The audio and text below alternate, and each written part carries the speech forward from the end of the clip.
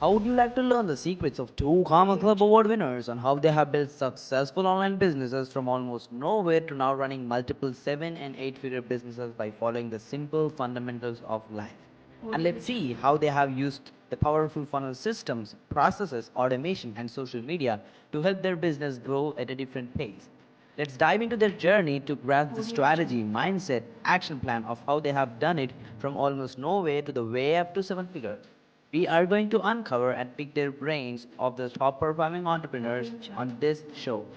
How they have done it and how you can do it too. You are listening to the Nikhil Sai, the host, and welcome to the Nikhil Sai Show. What's going on? What's going on, everyone who's actually listening to this podcast right now? Guys, first of all, welcome to the Nikhil Sai Show, which is hosted by me, the Nikhil Sai. And guess what's going on today? We are back with another amazing two Karma Club interviews. So make sure to stick around, guys. This is going to be crazy. So, like, think about this, guys. Everyone who's actually trying to create that customer experience, want to stand out, like create that beautiful experience where your customer will remember you even if they wake up at 2 a.m. Right? If you want to create that experience, you should be trying a different marketing angle. Right? You should be focusing on creating a real experience where they can get something in the hands, right? So today, the guy who's actually joining us is expert when it comes to creating custom boxes which will be delivered to your customers. He's been helping dozens of True Karma Club Award winners to scale their businesses by creating a custom box transformation to create this experience for their customers, which is going to transform the brand value to a different level. So, guys, let's not waste any time and actually let's welcome Mark Stern, founder at Custom Box Agency. Hey, Mark. Awesome. Hey, how's it going? It's going great, Mark. How about you? Good. I'm excited to be here, Nikhil. So thank you. Really, this is going to be fun. So uh, I'm, 100%. I'm all yours. Absolutely, Mark. We are pretty excited. Thanks for joining us today, brother. So, Mark, we would love to start with your backstory. Like, how did all of this crazy journey started? How did you get into these custom box transformation programs?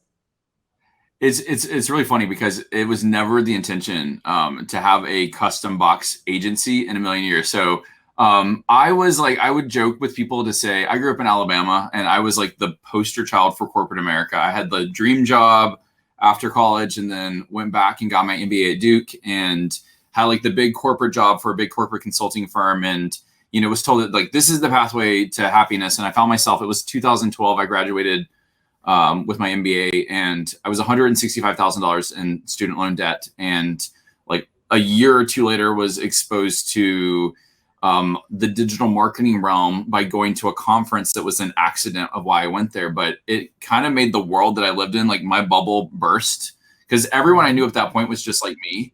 And when I was exposed to all these like digital nomads, digital marketers, people living life on their own terms, it just was such a disruption from the traditional corporate American path that, it was one of those of like, it was years of battling, like, how do I make this transition out of corporate America? And is it an irresponsible thing for me to do to like be so far in student loan debt and also, have a good paying job to go all in on something that I didn't know what to expect. But it took me literally 6 years. And a lot of this is mindset because I actually paid off my student loans faster as an entrepreneur than I ever did when I was having a corporate job. But I started the game in the virtual event space.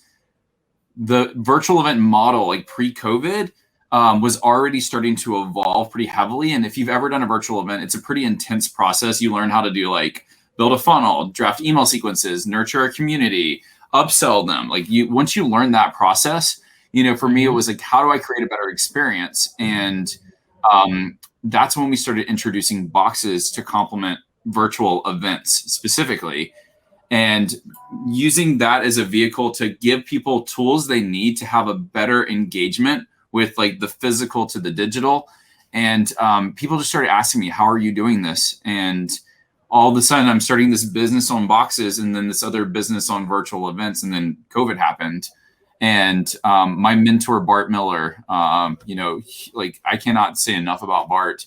He challenged me and he said, I came from a world in corporate America that they celebrate you being a generalist, but in the digital marketing space, you're not celebrated for being good at everything. You're celebrated being good at and known for something.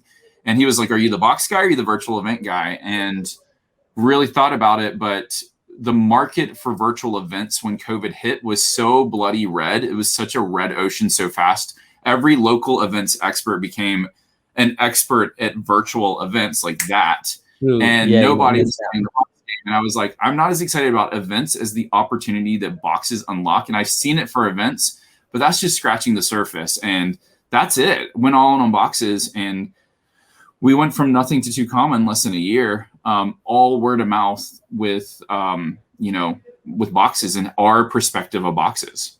Wow, Mark. That was transformational, right? Like having a student loan, coming from a background of corporate America to making it to the top with a brand new business in less than a year. Freaking amazing story. It's been a ride. But it's funny how like what you did in the past all of a sudden complements what you're doing. So it's amazing how things collide, but having fun. Yeah, absolutely, Mark. And yeah, I think it comes down to the passion you have around this box thing, right? Like because you've seen these boxes kind of really transform your business, and you kind of helping other business owners like your friends, and word of mouth clients actually blowing it up, right? So Mark, let's get to the next question. This would be fun to answer. How can a box can really transform a business? Like you've been doing this for your own business, then you help multiple of your clients. Now you're helping 2 Comma club owners with this. So I would love to know more about how can this box thing can transform anyone's business. Yeah, and where I want to start is, it's such a good question, but where I want to start is everyone just instantly assumes swag box, that you're sending me a swag box, and I'm not in the business of swag. To us, when we talk about swag is stuff without a goal. That's what swag is. It's stuff. So when people work with us, you have to think about a couple different things. First and foremost, when someone sends you a box, it is better than sending like an email, because what's going to happen? You have their undivided attention. They're going to open it and they're going to go through the content. So you have to think about, in terms of grabbing people's attention. Online, the barriers to entry are so low that everyone is competing for people's attention, and people have started to put up blinders. But if I send you something, it's going to grab your attention. And how we think about boxes is, it's not stuff. Everything has intention, and it's all about, right now, really the new opportunity is what people are calling D+P, digital plus physical. How are we thinking about the digital experience that we're creating and tying something physical to complement the digital experience? And when we work with clients, we look at it as your customer life cycle. You start off by acquiring, and then you fulfill. When you've acquired the customer, you fulfill with your products and services, and then you want to retain and ascend them. There's different ways to leverage boxes at the point of customer acquisition or delivering. They bought your virtual event, delivering a better quality experience. But so much of the spirit of this is activating people, reducing barriers to their success. So if you're a course creator, as an example of reducing a barrier to success, if you require me to print out worksheets to go through your course, you just put up a barrier to inhibit my success, because you're assuming I have a printer, I have paper, I have ink in my printer, it's connected to my computer, and I'm organized when I print out all these pages. If I send you a workbook, I just remove that barrier, so you don't have that excuse as to why you've not gotten started. So when we think about experience inside a box, part of it is, how do I give you what you need to be successful? How do I make it easy for you to have the outcome? If I know as a trusted mentor, I've given you everything you need to have the transformation as to why you bought my program, then my conversation trends. It's no longer about go get these things. It's a conversation about mindset. How do I rewire your mindset to get you to take the action as to why you bought my program? Because I know I gave you what you needed.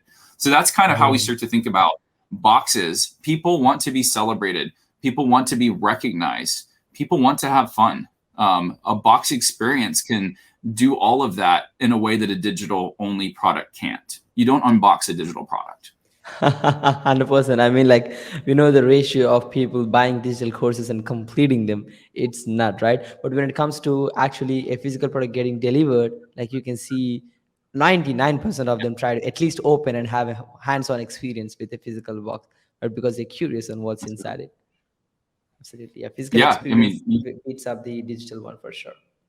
And trust me when I say, like, I think a lot of people assume with a box experience, they think big box. It's like a larger size box. Some people in the ClickFunnels community know of like the one funnel away box. We probably sell more and deliver more small boxes, almost like the size of a book, because there's so much that you can do with that. And, a small box may average 15 to 25 bucks hard cost. If you're selling $1,000 program, I would trade you $15 to $25 any day of the week, $4,000 and higher completion rates and giving people what they need than a product that, typical right now we're seeing completion rates at about 3%, which to me shows you that how do you make a better course? Have a 3.1% completion rate, have a 3.5% completion rate. But at the end of the day, to me, it says the system's not working anymore. We need a new opportunity because to me, I don't build my products and services and serve my people for 3% of them to have a result. I want all of them. If you're going to buy my products, I want all of them to get what they hope for as a result. I want to be your trusted mentor, because when I ascend you and I can serve you at a higher level, I know you're going to continue to invest in our movement. That's it. Yeah, brother, 100%. Yeah, and that hands-on experience with the actual, creator of the product to the consumer, right? That builds to a next level once they have this product in hands. Absolutely. And Mark, one of the things you have done is you kind of pivoted from actually trying virtual events to trying boxes to actually going all into the boxes agency space and scaling it through the roof to 7-figure level. So can you talk a little bit about like how was the journey? Like how did you manage to pivot being this virtual guy to transforming to become the box guy, and how did you make that transition and manage the scale? It's so funny because I don't know. We've been having so much fun with boxes with our clients that most of the clients who work with us, it's not about one box build out. I think once they get it and how we think about it, they're launching multiple boxes. And that's kind of what we want, because it's about how they serve their customers. So like if you see behind me, there's a bunch of tiles. The reason we've turned all of our boxes and started to take over our office with different box tops is because every box represents a transformation of how they're serving their customers. Why I got 2 Comma Club Award and why it's behind me is that I got it because of the transformation they're having. So each of these, they've generated millions in their business. And that as a result has translated to us getting to that 7-figure journey in our own business. But it started with helping them better serve and better deliver to who they serve. So for me, it's been interesting to see, because I've just been nerding out to the outcomes of what our clients are doing. We've seen clients double conversion when they introduce the box on the front end, and then double their conversion rates on the back end, which 4x'd the value of the funnel. We've seen some crazy things, all because they created a differentiated experience. For us in my own path, the thing that's cool about it is we did do it via word of mouth. We've never invested in paid traffic or paid ads. But with a physical component, the second a box drops, people start to ask who did this box, because we really pride ourselves on that experience. So we've been able to grow via word of mouth, because every time we launch a new box, our calendar fills up with more discovery calls of other people.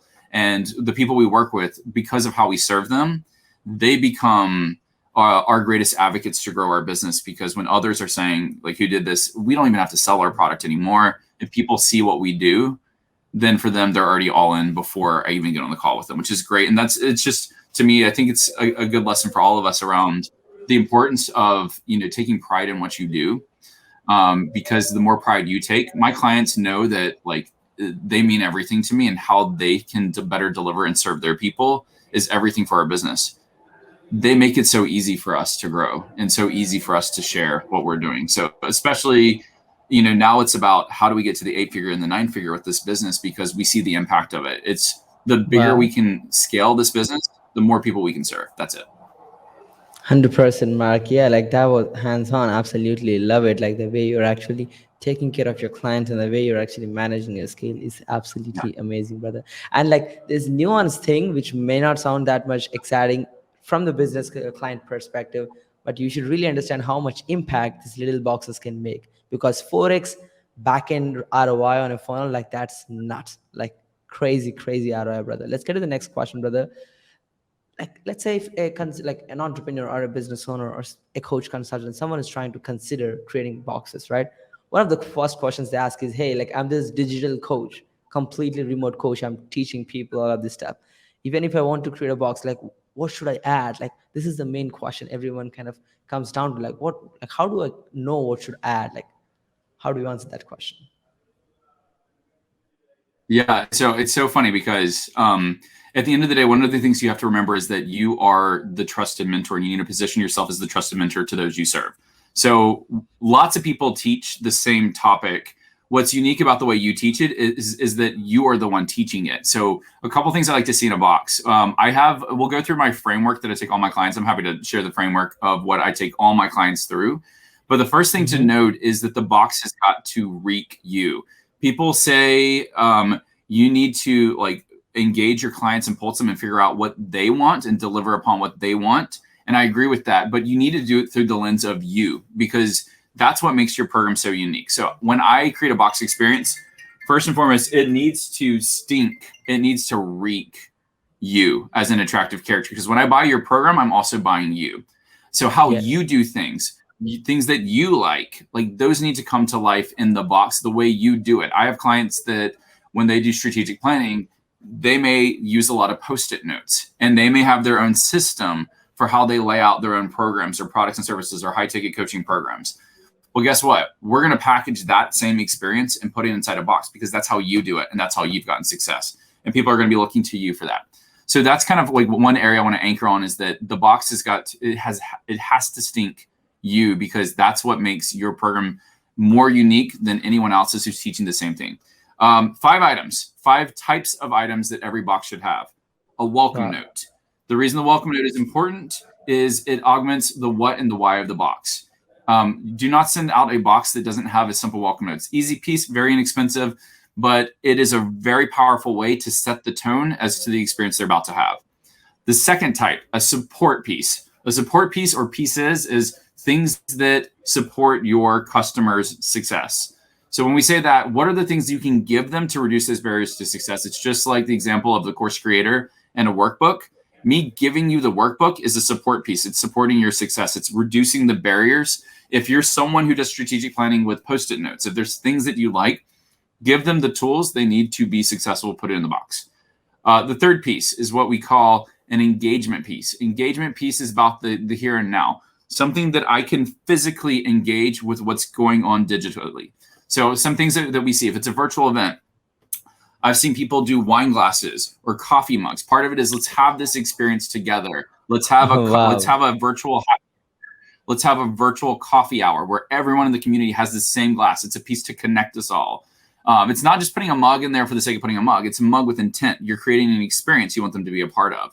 Or we do a lot of rip and reveals. Do not open this envelope until you hit a certain milestone. Then the act of ripping it open is part of engaging the physical to the digital. Engagement pieces are really powerful. And you see a lot of people do these with virtual events. And we have a lot of clients who also do it with a lot of the courses or coaching programs they're doing. But you want to create those experiences that blend physical and digital together.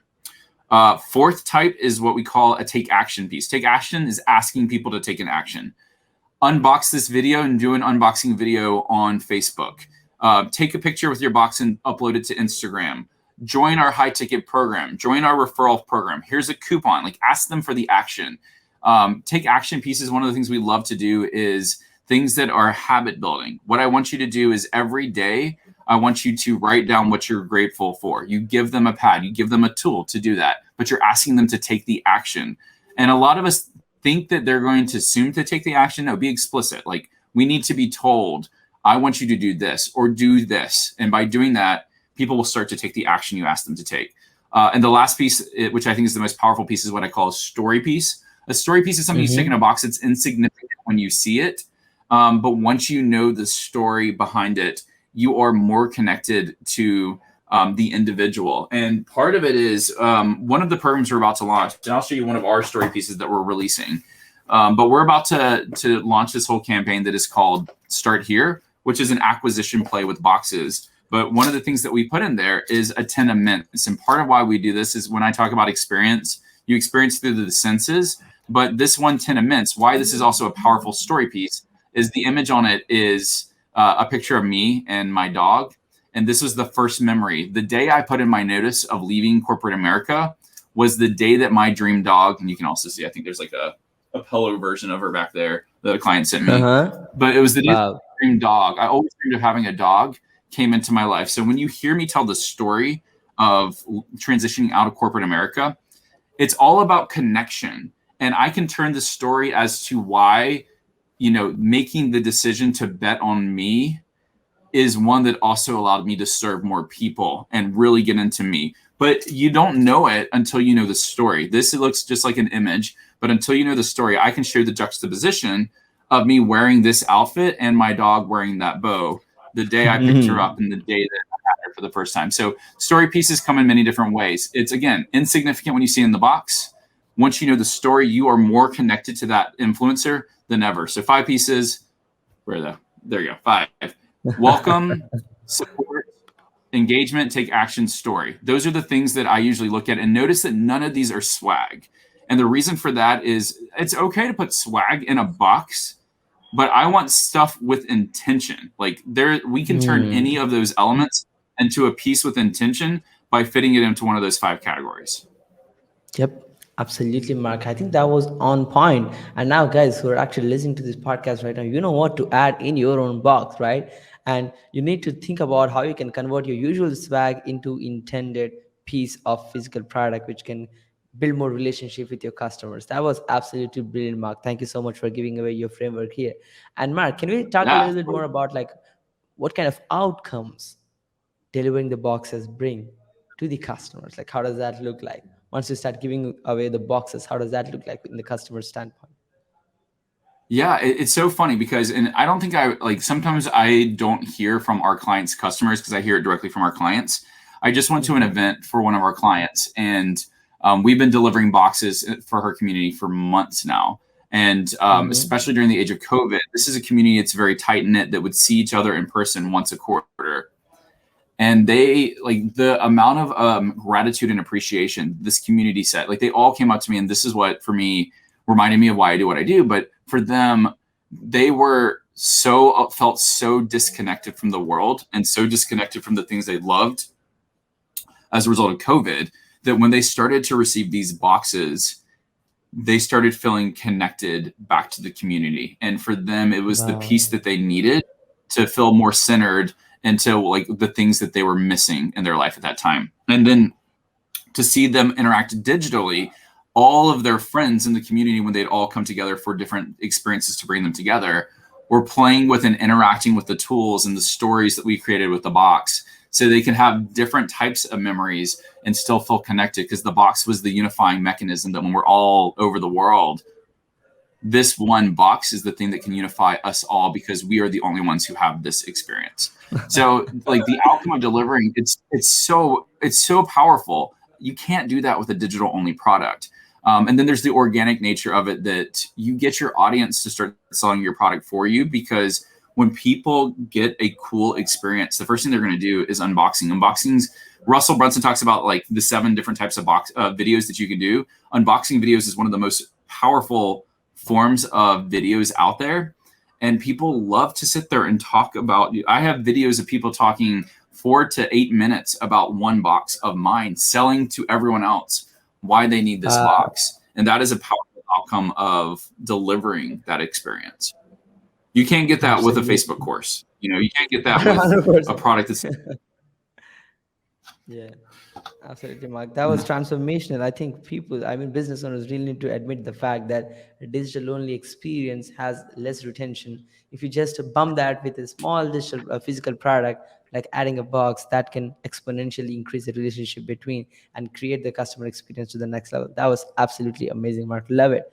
And Mark, let's get to the next question. This would be so much fun to answer. Like, you've been actually managing so many clients, helping them to fulfill these boxes. You have delivery systems and people who manufacture this and all of this jazz, right? Your clients, your customers and everything, tickets, support tickets and all. So I would love to know more about like what kind of tools you use to manage your projects and clients for productivity.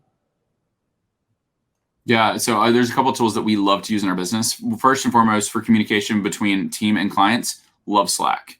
Slack is something that we integrate daily. It just allows for fast response. So all of our clients will be in our Slack channel. They have direct access to us. One of the most powerful tools for communication. For project management, we love ClickUp. ClickUp is just a very powerful tool to understand who's doing what at any given point in time and having that transparency. So as we start to grow, all of these systems are ones that we're constantly reevaluating to say, how do we provide more automation and streamline more of our processes? So that's, I would say, hands down, so much of our business is reliant on those 2 tools alone. Email to me is just this dumping ground that I'd say good luck if you send me something via email. But I feel like those are like the biggest tools we use. Of course, we use G Suite, or we have our own file structuring system for clients. We have a lot of accelerators that we put in place. But I would say to manage projects, ClickUp and Slack are probably our two most powerful tools. Awesome, Mark. Thank you so much for giving away the access to your tool vault. Let's get to the next question, brother. So, like, when you pivot your business from virtually to this box business, right? It's interesting. Like, I would love to know more about like what kind of routines do you follow right now as you go along with your business in a different style way? Yeah, what a great question. I am not someone who likes to pull all-nighters by any means. I love to work, which is probably not a good thing because I just love what we do. But for me, I have learned that, I don't know, I used to joke that my subconscious is smarter than me. And so anytime I know I'm on the verge of a breakthrough, one of my favorite things to do is to take a nap. And it sounds crazy, but like a 20-minute nap, for whatever reason, anytime I'm like, I don't know the answer and I don't know how to solve this problem, if I close my eyes and slow my brain down for just a few minutes, I always wake up with the answer. So napping is just something I love to do. And I just know that it's a trigger that my subconscious is like 10 times smarter than I will ever be. So I just let him tell me, exactly what I need to know. Aside from that, I think that it's important to have some type of meditation reflection exercise that you do. So in the first thing in the morning, or when you feel overwhelmed, to be able to go outside and just breathe in fresh air, drink some water. Those I think are just critical practices that every entrepreneur should do. But I would probably say that napping is just like, I don't know, if I had a secret weapon, it's not that exciting, but napping for whatever reason, I find if you ask yourself the question, like, what am I trying to figure out for whatever reason? I've named programs, I've built products, I've solved crazy things that when I thought that the world was coming to an end, I'd nap and then boom, I have the solution and then rocking and rolling. Yeah, absolutely. Yeah, like that is real, Mark. Like absolutely, like having a quick 20 to 30 minutes nap, like that's gonna hit that refresh button. As an entrepreneur, you are always vying to this business and you need that refreshment once in a while to make sure that you're popping up with those ideas. Love it, Mark. Love it. So, Mark, you've been starting, as corporate America, and you transition into this freedom lifestyle of getting into this abundance and generational wealth, kind of building your own business and stuff like that, right? So if there is an option or if there is a chance to go and talk to a 20-year-old you, the young you, or someone who's just getting started, what will be your number one suggestion for them? Yeah, I think that the greatest thing I've ever learned is, for me, it's the one thing that you second guess, because I think we have the tendency to use our brains more than our hearts. And I came from corporate America. I come from a world that is as black and white and as objective as you can get. We are not in the space of woo by any means, but I will tell you that anytime I make a decision with my head, sometimes it may not have the best outcome that I was anticipating, but when I make it with my heart, it has never led me astray. So even scenarios that in my life, I can't explain, like I couldn't explain why I left corporate America when I did. It didn't make sense. I was literally on the verge of promotion. I was on the verge of becoming a junior partner in the firm. It's a dream to have that title. I didn't care. Like I had a voice, and this is kind of it. Like I had a voice that told me, something was pulling me away and something was giving me this eerie feeling of why I should not stay and that now is the time. And part of me just went like, big promotion, big title, but something is pulling me away and I can't explain it. And I've never felt this feeling. Like 6 years in a corporate consulting role, I like every time my head said leave, my heart kept on saying, no, there's something big about to happen. And it was always right. And the second it pulled me away, I was like, I don't know what, I had no plan. I had no idea what I would do. All I knew was that I was so like, things were just so crazy in my corporate world that, like I didn't have the mental capacity to even think about what type of business I wanted to start. And, to leave with no plan, except something was pulling me away. What I would tell my 20-year-old self is just stop challenging it. Just like, it may make no sense. You may have student loan debt. You may have these things in your life, but you'll figure it out. Just listen to your heart and let it follow you. And I mean, I think that that's something that, everyone should listen to, So that's it. If my gut says it's off, it's off. If my gut says it's on, never steers me around. Yeah, absolutely, Mark. I think that's brilliant. Like a lot of people still have this fear of judgment and kind of what other people think and all of that jazz. But you kind of, yeah, that right decision. Like logically, if you think like when you're in a comfortable job making multi six figures or five figures, right? You feel like, okay, I'm in a good position. Why do I need to take a risk and build a business? But that's where the real life Yeah, meaning is, right? And we are glad that you actually took that leap of faith, following your heart, and hopefully all of the entrepreneurs, there is the light in the end of the tunnel. Make sure to be consistent in what you're doing. So, Mark, let's get to the next totally. question. Your life's biggest achievement so far, and any next bigger goals? Life's biggest achievement so far. Um, that's a good question. What is my life's biggest achievement? I don't know. Maybe I'll figure it out one day. Things that and any bigger goal next. It's such a good question because I think about who I was when I was in corporate America versus who I am now. And there's such different worlds, but there's like everything I did, even though I couldn't see it at the time. People ask me, would you go back and get your MBA again? Like I get that question a lot because there was so Mm-hmm. much debt associated to it, but there were so many good memories and good experiences that came out of that. So everything I know has happened in my life for a reason to get me to where I am and to be able to serve the way I'm able to serve today. I mean, there I guess it's relative how you would define biggest achievement, but I think that what we're producing now, I'm really proud of. I'm really proud to have landed in a spot that to me kind of brings together my story into, I never would have thought boxes would be the pathway that I would have pursued. But what I've always known in my life is my superpower is visualizing business strategy. So how do you take business strategy and visualize it in a way to win people over? And that's what made me unique before business school. That's what made me stud out during business school. That's what made me a top strategy consultant at Deloitte, was because of how I saw things and can translate that visually. Most people don't know how to visualize something and then translate it to paper. And so to me, the coolest thing about boxes is that we get on the call. We are never talking with a client of what else do you want to put in your box? Want a water bottle? Want a hat? No, it's literally saying, what is it you're trying to do? And to help them visualize it, it's cool to create a business that really allows me to step into my superpower and serve Mm-hmm. and see the impacts it has on others. So, I've done some pretty awesome things. I've met some incredible mentors and launched some really cool programs, done some big transformations. I was in the retail space for retailers. I don't think anything is Mm-hmm. as fulfilling as what I'm doing right now. And I've done some really cool things, but to the other part of this, any bigger goal next, what we're doing, I believe, is a new opportunity for everyone. And I say that in a way that we have grown this at 7 figures by word of mouth.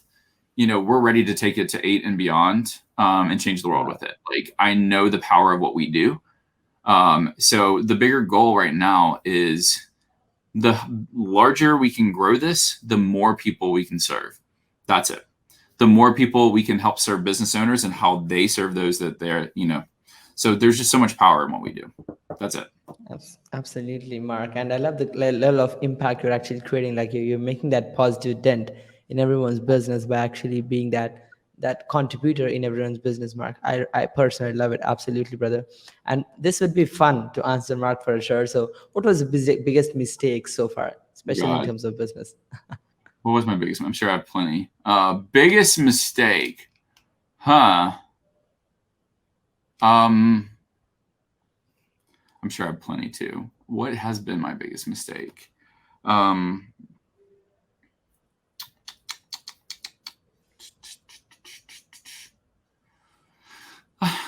It's interesting because I would have said, part of me always tells myself, I wish I would have left corporate America earlier than I did. But at the end of the day, I had the experiences I had because I stayed, and I would not have had the last 2 years were a dream come true. So as much as I would love to have said I would have started this journey earlier, I think, okay, I do have one. And I'll use this one because this is a little bit of a regret that I did have. So for those of you who are listening who are in corporate America, Mm-hmm. and for people like me, like if you work for private equity, big corporate consulting firm, one of your top tech companies, when you join those established businesses, excuse me, you sign away everything that you produce is owned by the company you work for. When I worked at Deloitte doing corporate consulting, I have to sign away that anything I produce in and outside the firm is owned by the firm. And part of that is like having an entrepreneurial spirit. Like a lot of people talk about the power of a side hustle. I couldn't have a side hustle because if I created my own community, and a lot of people are like, build your little nest egg of a business before leaving and going all in on entrepreneurship. That wasn't an option for me. I didn't have the option to create something small that is mine. And do I think Deloitte would have come after me? No, I don't think the consulting firm would have come after me at all. But the fact they could was enough for me not to take action on building. So I was joining coaching programs in the digital marketing space. I was buying courses, but I couldn't take action on them because of the risk of knowing that I could lose that aspect of my business. So when I left corporate America, I literally had nothing, no plan. I had no idea what I was going to do. The biggest mistake that I think I did make is I wish I had known, I wish I had been taking affiliate marketing more seriously, because I could have, while in corporate America, built a side hustle that was about selling other people's products and leveraging that and those insights to accelerate my own business growth. So I remember, like, for instance, ClickFunnels. I remember seeing Russell in 2015 at Traffic and Conversion on one of the breakout rooms. And I remember buying ClickFunnels like the first year it came out. I think about, like, had I really just, not knowing years later I'd be in, 2 Comma Club X and then Inner Circle, had I known that, I could have done affiliate and sold someone else's product, that's not something that in those environments could have been taken away from me because it wasn't my business. It was just me putting in systems to help grow someone else's business. I wish that I had, invested the time to really understand the power of affiliate marketing and gone all in on that as a side hustle while still in my corporate job, because that would have been just fine. So that would be probably my one of my biggest mistakes as an entrepreneur. If people ask me what would I do differently, I would have played the affiliate game a lot harder and grown, because there are so many people who are building, $5, $10, $20,000 plus per month recurring revenue, passive income, and they don't even have a product. Yeah, they don't even have a product. Absolutely, So. Mark. And yeah, I believe that's really awesome. And I think just like what you have seen, like a logical analysis of what you can do even when you're in a job is something you should completely understand. Because as you're in a job, you shouldn't kind of get into that mindset like job is the only thing I can do. You should really think outside the box and see like what are the legal terms, what are the things you can work on even when you're in the job, right? And like I think there's a lot of opportunity for other people who are listening to this podcast. So in case, guys, if you're in corporate America and if you're trying to create a hustle, a side income, see what you can do and get to the work. Don't procrastinate on it. Okay, so let's get to the next question, but this would be so much fun to answer. Your main inspiration for the success and key people involved in the journey. Oh my gosh, there's tons. I think that Russell Brunson was huge for me, getting my head wrapped around the digital marketing game. I think one of the best lessons I ever learned, and this was kind of like I had to mentally get there, was that corporate versus entrepreneurship, it's 2 different games. So you have to know the game you're playing, because wearing a corporate cap in and playing entrepreneurship, like the best analogy I can give you is corporate versus entrepreneurship is like checkers versus chess. The game board looks the same. It's the same game board. The rules are completely different. If you play checkers with chess rules, you will lose. If you play chess with checkers rules, you will lose. And entrepreneurship versus corporate America is the same way. Like I could crush it in corporate America. And so I was like, I got this entrepreneur game, down. I'm going to be awesome. No, I fell flat on my face because I kept on approaching things with a corporate lens, and it was a different game. I wasn't learning how to play a new game. The second I learned how to play a new game, the cool thing is then I can layer on the strategies I've learned from corporate, and that became a differentiator for me. And that's true for anyone. Bart Miller is my mentor. Bart has been astronomical in terms of augmenting my mindset and challenging me and calling me out the ways I need it. I think everyone needs a mentor, and everyone needs to find a mentor, because when you have a good mentor, it is a game changer. So for me, he has been in the last year plus, like such a great gift, both Bart and Sunny. They are just two incredible people. And I look at so much of my business success from a coaching standpoint. And then on the other end of the spectrum, I love everything that Paul and Stacey Martino are doing. I think that they have been such big believers in our mission. That, you know, to see on both sides of the equation, those are two mentors that I look at that I'm eternally grateful for, but more importantly, the legacies that both of those people have left.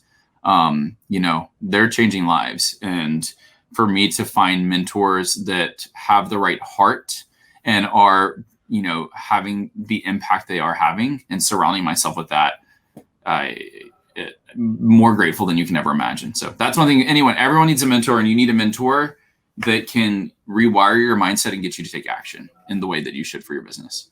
Yep. Absolutely, Mark. And yeah, that was transformational for sure. And a lot of people should realize that if you're stuck, that means you need to find someone who was in a similar position like you and who successfully kind of accomplish what you want to accomplish and get their mentorship, right? And Mark, I believe there are probably a bunch of people who are listening to this podcast right now who might need your help. So where can our audience find your mentoring? How can they get into your mentorship? Yeah, so a couple things. You can always join my Facebook group. It's called Custom Box Central, and it's all about monetizing experience by design. You can check out our website at www.customboxagency.com. We try and keep our naming very simple, but that's where you can find out more about our services. And always feel free to look me up via Voxer or Facebook Messenger. You can message me on Facebook. If Facebook's working, you can message me on Facebook Messenger. Yeah, we hope, fingers crossed. Let's see what's gonna happen. But yeah, thank you so much, Mark. And guys, I'll add the links which Mark just mentioned in the description. So make sure to join the Facebook group Custom Box Central, as well as check out customboxagency.com, his website. And Mark, it was tremendous having you, brother. All the stories you mentioned, the journey, the kind of learning curves you had, and kind of ups and downs, and all of the like perspective you had over the business was absolutely tremendous. Any last word before we conclude the entire podcast session for today? Yeah. Oh, so by the way, thank you. And thank you for having me on. This was a blast. So I really do appreciate it, Nikhil. I think the only thing I would leave with is so many people in this game, you know, I feel like they build a business where they lock themselves in a room and, you know, create a bunch of content, put it out there, and then just hope that, you know, some people will like it. I feel like I see that a lot. But the one thing I will say is, building content and building products together is one of the easiest things to do. So don't be afraid. Like right now, we are building content. We are building products. For me, if I'm building a product suite or a new offering, I'm going to reach out to my friends to see, like, would you be open to doing a workshop on a special topic that we know can deliver value? So I know I could deliver it in one way, but it's going to be so much better when I bring in another mind into that experience. So don't be afraid to reach out, because creating content with someone else, one, it's easier in my opinion. Two, usually get better quality output. So even with physical to digital, whether it's boxes or not, even if it's a digital only product, you know, people struggle to think about how to create content. The easiest way to create content is do it with someone else, just like this: interview, podcast, panel, workshop that you do together. So don't be afraid to do that. So that's what I would just say to anyone, whether you're getting started or whether you're established. Don't forget the power of doing that. And when you connect with someone else, your sphere of influence extends far beyond you. If I make a product by myself, the sphere of influence is just my sphere. If I co-create with one or multiple people, all of a sudden my sphere of influence goes not only from my realm, but their realm as well. And it just expands. So It's just such a powerful way to really start to grow and scale. Yeah, absolutely, Mark. Thank you so much for mentioning that. Like, I mean, like these entrepreneurs who are just getting started in the business, they have this kind of scarcity thing, like, hey, I should build my own tribe. Like, I never let anyone come in, but they should have a vision of expanding this reach. Yeah. And they could only do that with strategic partnerships and kind of, partnering with people differently, co-creating products and services. That was absolutely insane, brother. And again, Mark, thank you so much for this amazing opportunity. It was really great having you on. And guys who listen to this podcast so far, hopefully you enjoyed the entire journey of how Mark started as a corporate America job with a student loan of $160,000 to actually making his own way to getting into this business, failing to making the way to the Two Comma Club, and now serving dozens of Two Comma Club winners with creating custom box experience. So try to embed this custom box experience in your business as well, because that's going to 4x in the back end of your funnel. So this is well worth it. That $20 is well spent, guys. So make sure to do that. Yeah. So if you need any more help, make sure to check out customboxagency.com for any more help. So yeah, I think that's it for today, guys. Stay tuned for the next interview. It is me, the Nikhil Sai, and Mark Stern signing off for today. Peace.